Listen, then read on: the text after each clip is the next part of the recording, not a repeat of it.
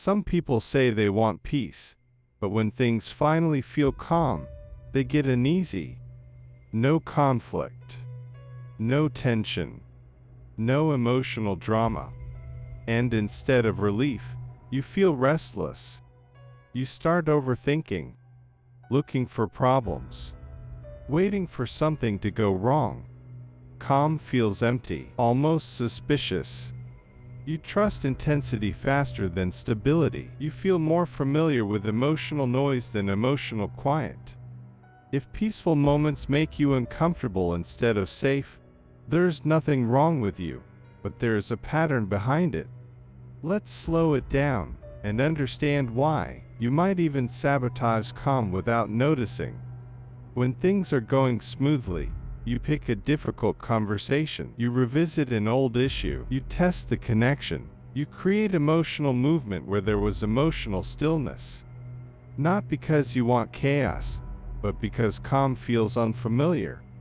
Your system knows how to operate under tension. It knows how to scan, respond, adjust. But when nothing is wrong, it doesn't know where to stand. So it searches for friction, just to feel oriented again. This isn't self-destruction, it's conditioning. And once you see how it formed, calm stops feeling empty and starts feeling safe. Let's stay with real moments, not concepts, just situations you may recognize in your own life. Think about a time when everything was actually fine. No argument. No urgent problem. No emotional crisis. Your relationship felt stable. Your day felt organized. Nothing was demanding immediate emotional reaction. And yet, you didn't relax. Instead, you felt slightly unsettled. You checked messages twice. Then again, you reread a neutral sentence and wondered if the tone had changed. You noticed a small delay and felt a small wave of alertness. Nothing was wrong, but your body didn't fully believe it. Some people don't feel peace when things are peaceful. They feel watchful. Here's another familiar scene. You finish a stressful project. For weeks you were under pressure, deadlines, decisions, emotional tension. Then it ends. Space opens. Your schedule clears. This should feel good. But instead of resting, you feel restless. You scroll more. You start new tasks immediately. You look for something else to solve. You create urgency where none exists. Stillness feels uncomfortable, almost like wasted time. Movement feels safer than calm. Or consider this in relationships. You're with someone emotionally steady. They communicate clearly. They show consistent care. No mixed signals. No dramatic swings. Many people say they want this, but when they experience it, something strange happens inside. It feels flat. Not bad, not wrong, just unfamiliar. Part of you starts wondering, is this really deep? Is something missing? Shouldn't I feel more intensity? You're not reacting to the person, you're reacting to the absence of emotional turbulence. If your emotional history is full of intensity, calm can feel like lack, even when it's actually safety. Another everyday pattern shows up at night. You finally lie down. The day is over. No more demands. No more conversations. No more decisions. Silence. And suddenly your mind speeds up. You replay interactions, anticipate problems, revisit old emotional moments, imagine future conflicts. Your body is tired, but your system is activated. Calm outside, motion inside. Some people are more comfortable being needed than being at ease. When someone depends on you, you feel clear. When you must respond, decide, help, regulate, you feel oriented. But when no one needs anything from you, you feel slightly lost. Because activation gave you emotional direction. Calm gives you emotional space, and space can feel unfamiliar if you learn to organize yourself around response instead of presence. Let's look at how, This appears socially. In group settings, when conversation is emotionally neutral, you may feel the urge to add intensity, a provocative topic, a deeper confession, a sharp observation, not to create conflict, but to create aliveness. Neutral feels thin, charged feels real. Or in personal habits. You say you want a slow weekend, but when it arrives, you fill it completely. Tasks, plans, commitments, movement. Unstructured time creates subtle anxiety. Structure under pressure feels easier than freedom without pressure. Pressure organizes attention. Calm requires self-direction. Another version appears emotionally. When someone treats you with steady kindness, you may initially appreciate it, but later feel unsure how to emotionally position yourself. No guessing. No decoding. No emotional puzzle. Without the puzzle, your emotional engagement feels different, quieter. If your bonding history involved emotional unpredictability, predictability can feel emotionally understimulating at first. Not because it is weak, but because it is unfamiliar. There's also a subtle internal dialogue some people have during calm periods. This won't last. Something will change. I should prepare. Preparation mode replaces presence mode. You stay emotionally braced, even when nothing is attacking.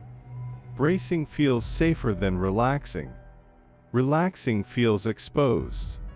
Think about how some people sit, shoulders tight, jaw tight, breath shallow, even during peaceful moments. The body learned readiness, not ease. Ease must be relearned. Another very common sign is emotional suspicion toward good moments. When things are going well, instead of enjoying them, you monitor them. You think, why is this going well? What am I missing? What's underneath this? Joy becomes something to verify, not simply feel. Suspicion replaces reception. You don't fully enter the moment, you evaluate it. Evaluation keeps control. Presence requires trust. And trust feels risky when your system learned that calm often came before disruption. Many people with this pattern grew used to emotional environments, where peace was temporary, easily broken, and predictable. So the nervous system learned. Don't sink into calm, stay ready. Readiness became safety. Years later, the original environment is gone, but the readiness remains. Let's normalize something important. If calm makes you uneasy, it does not mean you like chaos. It usually means your system learned adaptation under tension, and never learned regulation under safety.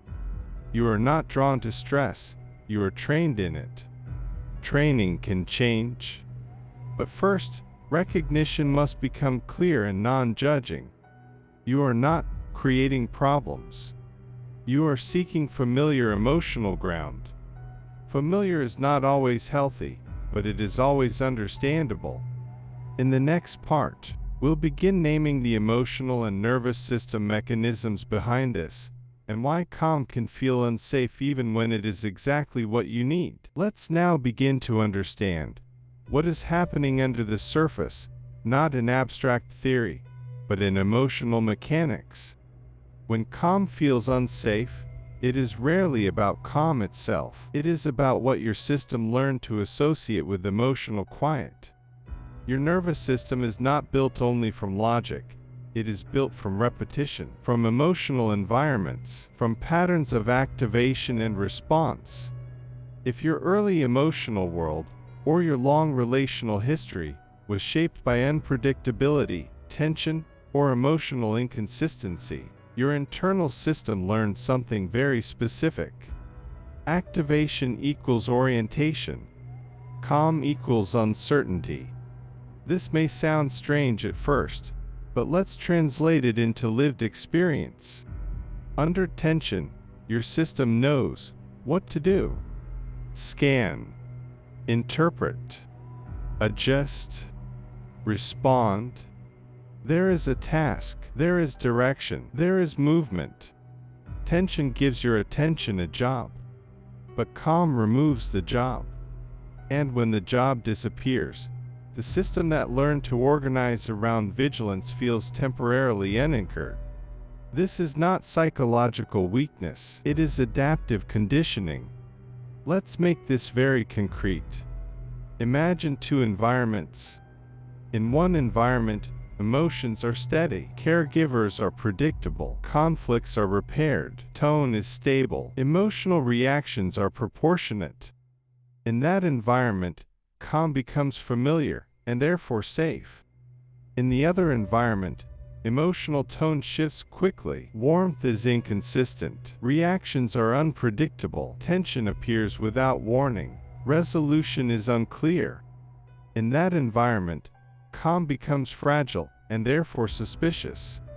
The body learns not only from what happens, but from how often it happens. Frequency writes emotional expectation. If calm was frequently interrupted in your experience, your system learned. Don't settle, prepare. Preparation becomes baseline. Years later, you may consciously want peace, but your baseline still runs readiness. This produces a mismatch between desire and regulation. You want calm, but you are regulated for vigilance. Let's talk about emotional baseline states.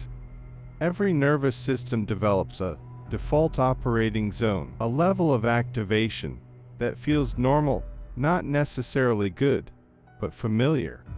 For some people, that baseline is moderate and flexible. For others, it is slightly elevated, always a little alert, a little scanning, a little braced. When someone with an elevated baseline enters a calm environment, instead of feeling relief, they feel disorientation. Because calm is below their learned operating level. It feels like emotional silence after constant noise, and silence can feel strange before it feels restful.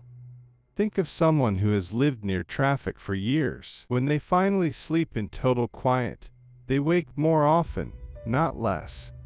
The quiet is good, but unfamiliar. The same applies emotionally. Now let's explore emotional stimulation patterns. Some people learned connection through intensity, not through steadiness. Connection happened during arguments, emotional confrontations, dramatic reconciliations, crisis moments, deep emotional swings. Intensity equaled closeness. Steadiness equaled distance. If this was repeated enough, the emotional equation becomes intensity equals bonding. Calm equals emotional distance. Later, when someone offers calm connection, it feels emotionally thinner, not because it is, but because the nervous system expects emotional spikes as proof of depth. This is why some people say things like, "It feels too easy. There's no spark. It feels flat." Often, what feels flat is simply non-chaotic. But the system doesn't yet recognize non-chaotic as emotionally rich. Let's go deeper into anticipation reflex. If you experienced emotional disappointment repeatedly, broken promises, sudden mood shifts, unexpected criticism, your system learned to anticipate rupture. Anticipation becomes protective. You stay slightly prepared, even during good moments. Preparedness feels safer than immersion. Immersion feels risky. Because immersion says, "I trust this moment." Preparedness says, "I'm ready if this breaks." Your system chooses readiness because it once reduced emotional shock. This produces a subtle but powerful pattern. You don't fully land in good moments. You hover above them emotionally. Hovering feels safer than landing. Landing requires trust. Now let's examine cognitive filling behavior, what the mind does when calm appears.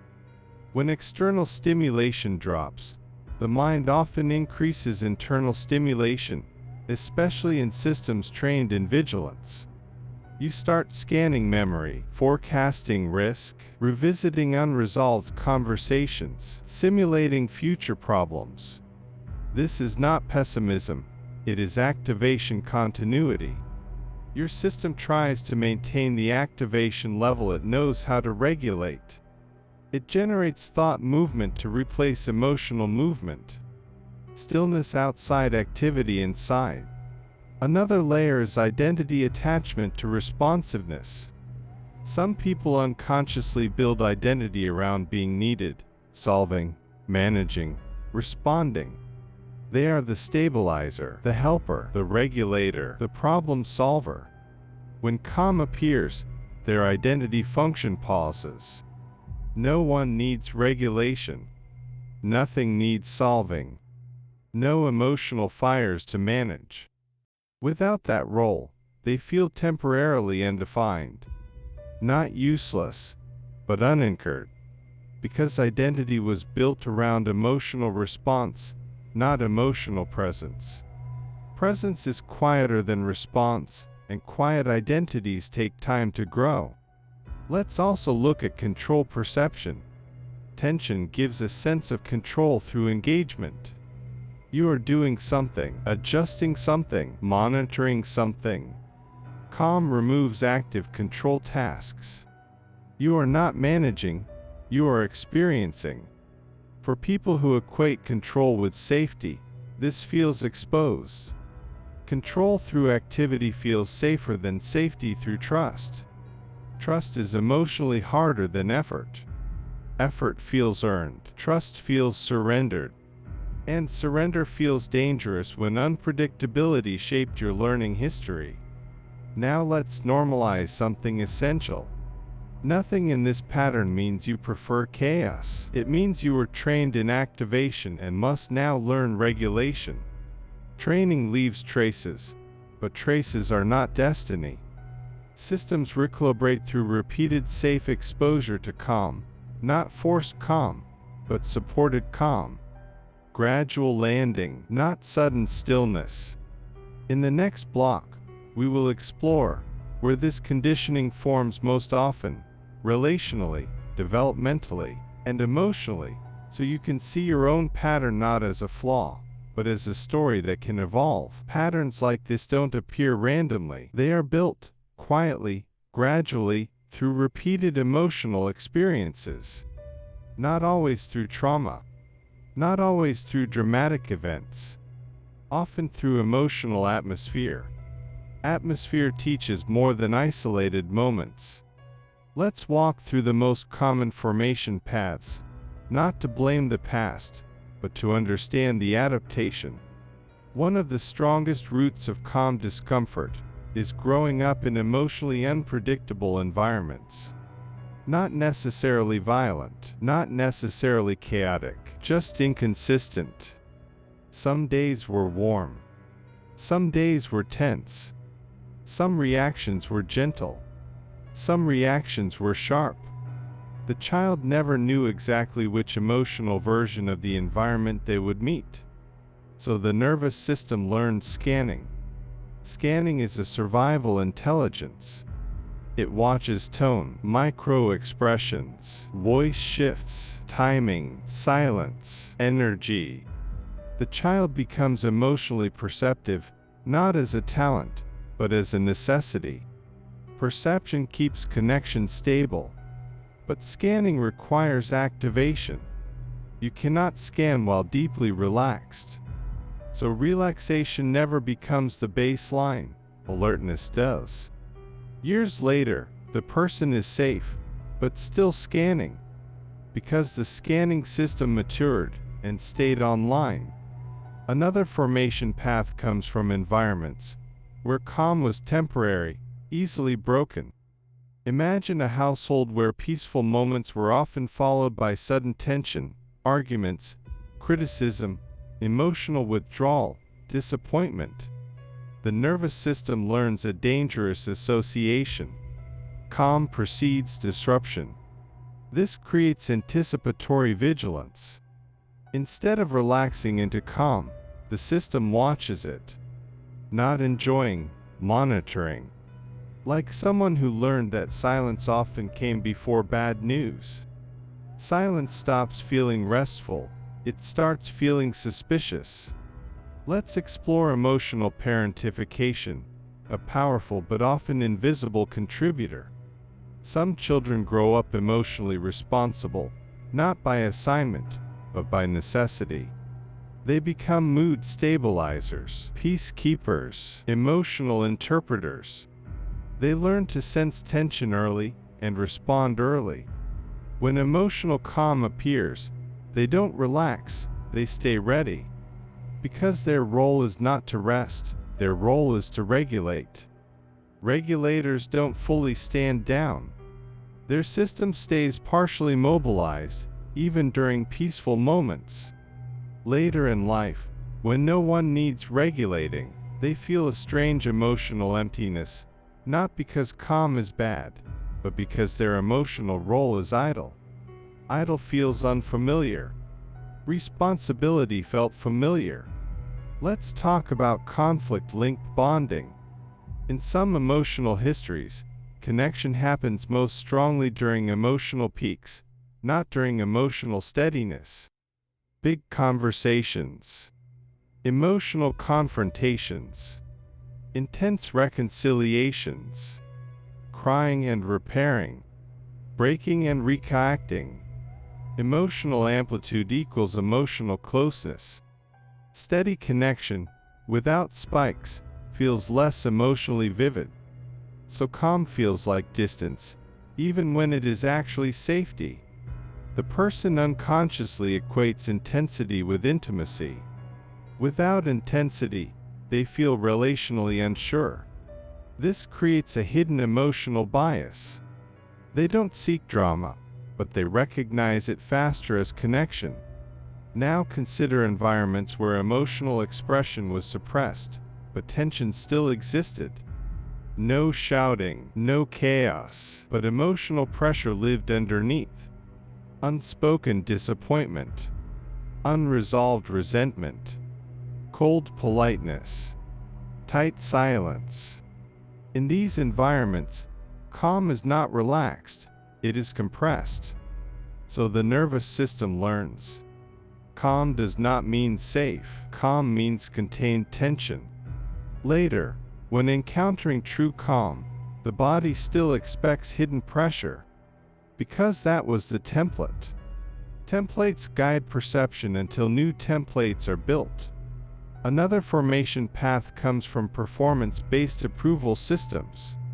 If emotional acceptance depended on performance, behavior, or usefulness, the child learns to stay active to stay secure. Doing equals belonging. Rest equals uncertainty. Calm equals inactivity. Inactivity equals risk. So calm triggers subtle insecurity, not consciously, but physiologically. Activity becomes emotional insurance. Stillness feels exposed. Let's explore attachment unpredictability. When caregivers were emotionally available sometimes, and emotionally distant other times, without clear pattern, the child learns emotional readiness instead of emotional trust. They stay relationally alert.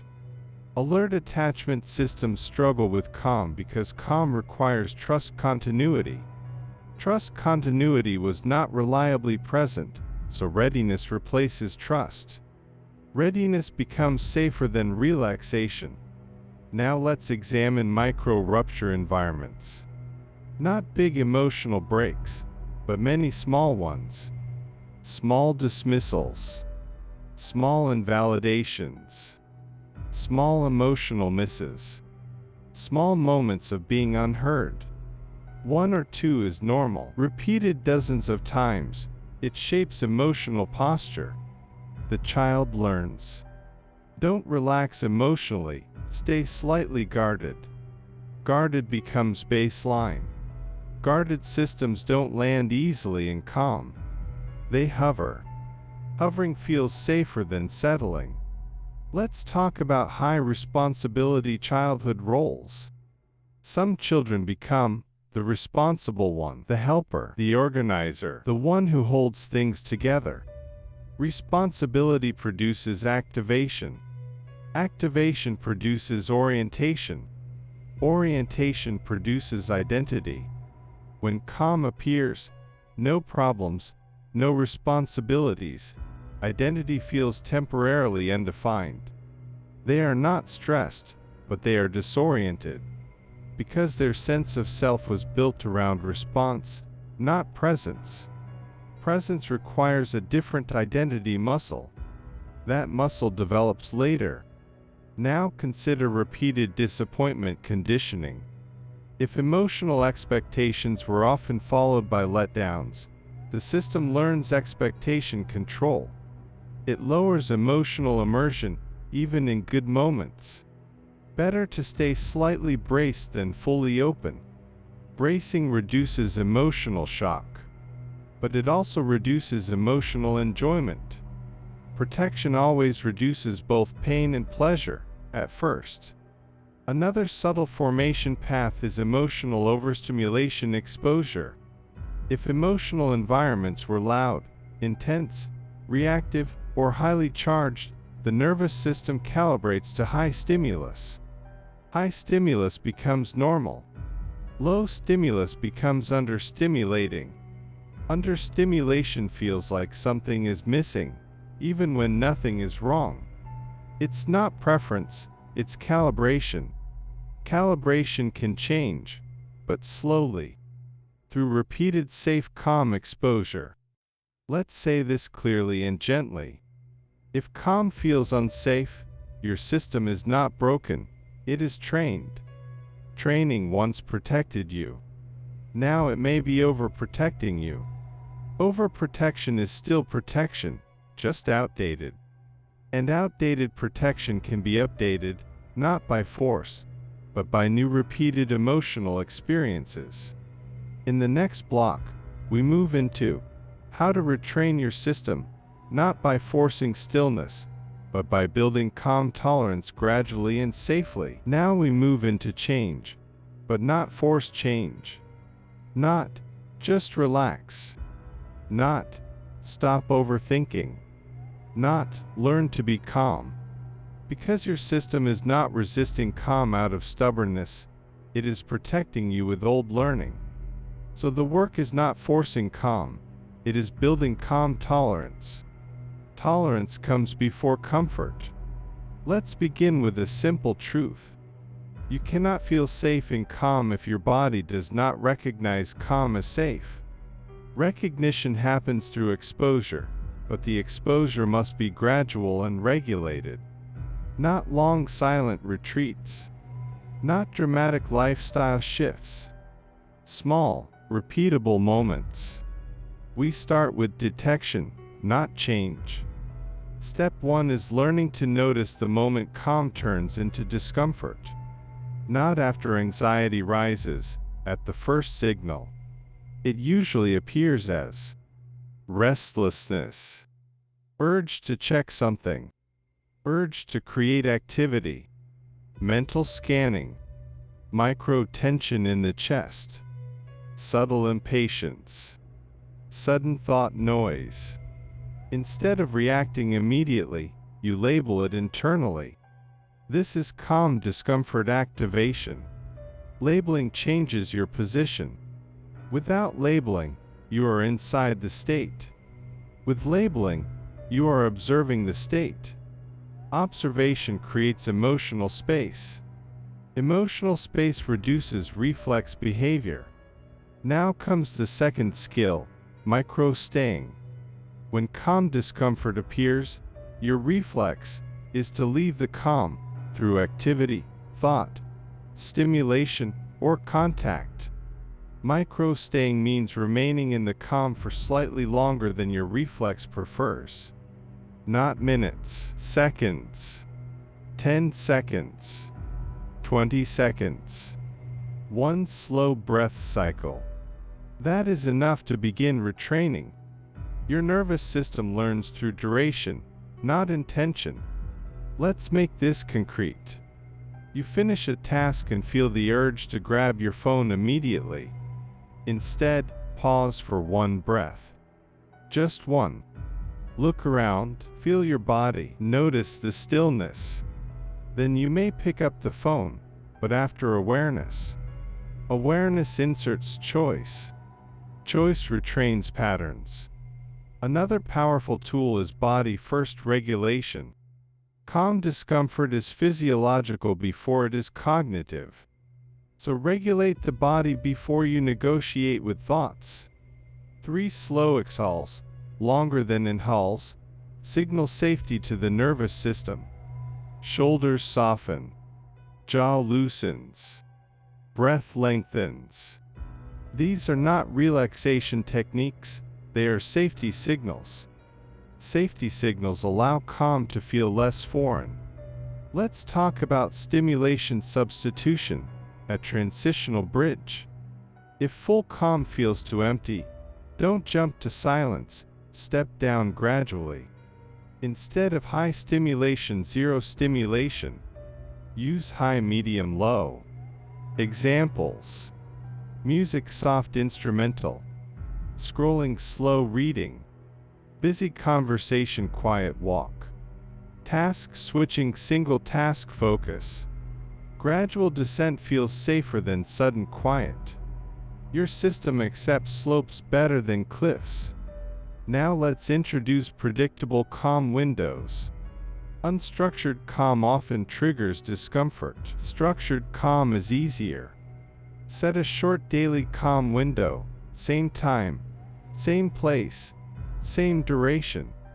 5 minutes, same chair, same time. Predictability reduces threat perception.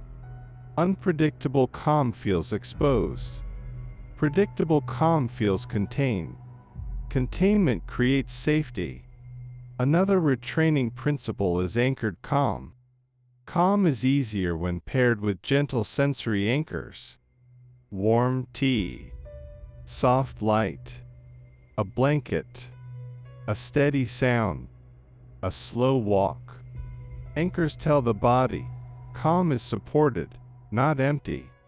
Unsupported calm feels like emotional free fall. Anchored calm feels held. Let's address mental noise during calm. When thought storms appear, most people fight them, which increases activation. Instead, switch from content attention to pattern attention. Not, what am I thinking? But, my mind is generating motion. Pattern awareness reduces emotional fusion with thought. Thought becomes weather, not command. Weather passes. Command controls. Now let's introduce calm pairing in relationships. Some people tolerate calm better when not alone, but with emotionally steady presence. Sit with someone calm, without intense conversation. Parallel calm. Reading together, walking together, sitting quietly together. Shared calm builds safety faster than solitary calm, for many nervous systems. Regulation is relational first, individual second. Let's talk about calm exposure pacing, because too much too fast creates backlash. If you try to be calm all day, your system will rebel.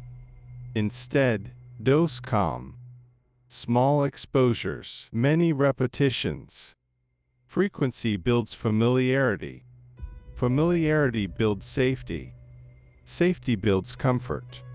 Comfort is the last stage, not the first. Another important retraining tool is permission language. Say internally, nothing is wrong right now. I am allowed to be unactivated. Stillness is not danger. Quiet is not loss of control. Language shapes interpretation. Interpretation shapes state. Now let's address calm sabotage behaviors, gently. Common ones include starting unnecessary conversations, checking for problems, bringing up unresolved topics, creating urgency, introducing emotional tests, not to create chaos, but to restore familiar activation. When you notice sabotage urge, label it. My system is asking for familiar activation. Not, I'm ruining things. Compassion keeps regulation online. Self-criticism increases activation. Retraining requires kindness, not pressure. Let's introduce orientation practice, a powerful nervous system reset. During calm moments, look slowly around your environment and name what is safe and present. The room is quiet. The light is soft. My body is here. There is no threat. Orientation updates the system from past template to present reality. Many activation patterns run on outdated threat maps. Orientation redraws the map. Now let's normalize emotional lag again. Calm tolerance improves before calm enjoyment appears. First, you can stay. Then, you can soften. Then, you can settle. Then, you can enjoy. Don't skip stages. Staying is success. Softening comes later. Another key idea: calm is not emptiness, it is capacity space. Activation fills space with reaction. Calm opens space for choice. Choice is higher freedom than reaction, but reaction feels more familiar at first. Familiar is not always better, just practiced. Practice can change. You are not trying to become passive, you are becoming regulated. Regulation increases emotional range, not reduces it. In the final block, we'll integrate this emotionally, so calm becomes not only tolerable, but meaningful and connected to identity, safety, and real emotional presence. Let's bring everything together, slowly, gently, without pressure. If calm feels unsafe to you, it does not mean you are addicted to chaos. It does not mean you are dramatic. It does not mean you secretly want problems. It usually means your system learned to organize around activation and is still adjusting to regulation. Activation once helped you function. Now regulation will help you live. There is nothing shameful about a nervous system that learned vigilance. Vigilance is intelligence under pressure. It is adaptation. It is survival learning. But survival learning is not always life learning. Life learning comes later, when safety becomes available and the system must update. And updates take repetition, not force. You are not trying to erase your alertness. You are teaching your alertness to stand down when it is not needed. That is not weakness, that is flexibility. Let's normalize something important. At first, calm will not feel peaceful, it will feel unfamiliar. Unfamiliar often gets misinterpreted as unsafe. But unfamiliar simply means not yet practiced. Think about emotional training like physical training. When you begin using a muscle that hasn't been used much, it feels awkward, sometimes shaky, sometimes uncomfortable.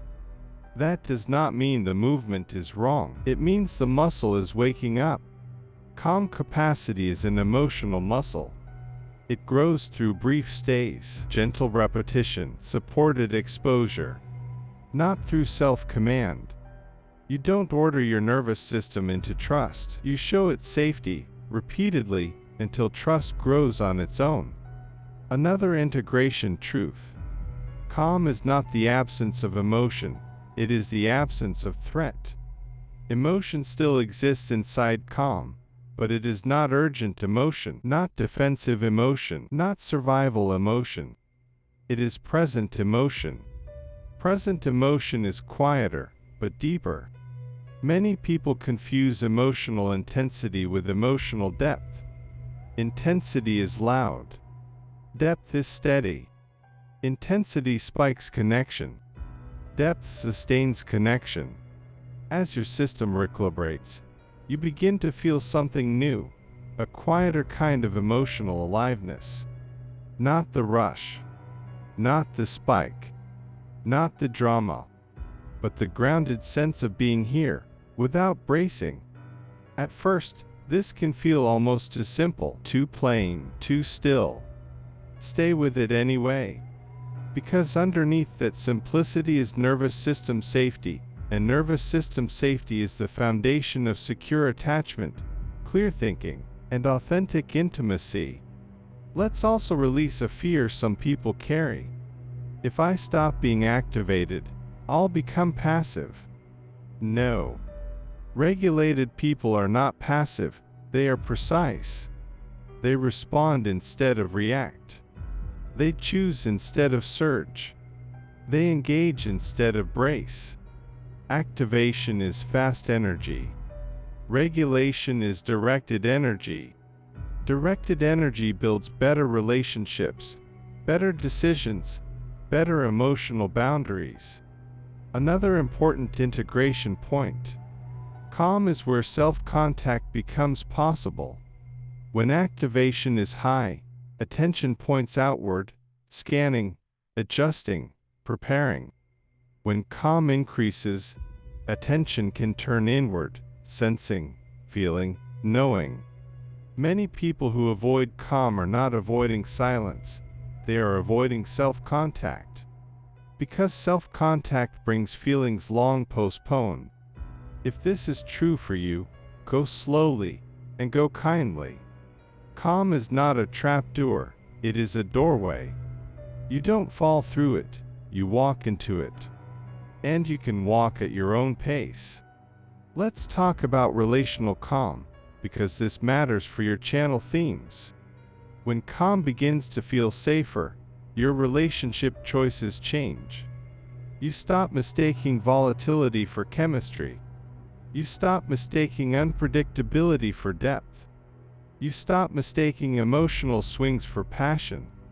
You begin to recognize steadiness as warmth, not boredom.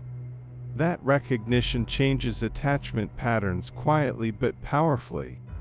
You start choosing people who feel emotionally breathable, not emotionally consuming. Breathable relationships allow space. Space allows authenticity. Authenticity builds real closeness. Closeness built on calm lasts longer than closeness built on intensity. Intensity bonds quickly. Calm bonds securely. Let's name something grounding. You are allowed to feel safe without earning it through stress. You are allowed to rest without proving your worth. You are allowed to experience quiet without preparing for loss. You are allowed to soften without losing strength. Safety does not have to be negotiated every day. Sometimes safety is simply present, and your only work is to let it be present. That is not surrender, that is receiving. And finally, this is not about becoming a different person. It is about becoming a less braced version of yourself. Same sensitivity, same intelligence, same emotional depth. Less tension, less scanning, less internal alarm, more presence. Calm will not erase who you are. It will make who you are easier to feel from the inside. And when calm begins to feel safe, something beautiful happens. You stop surviving your life and start inhabiting it.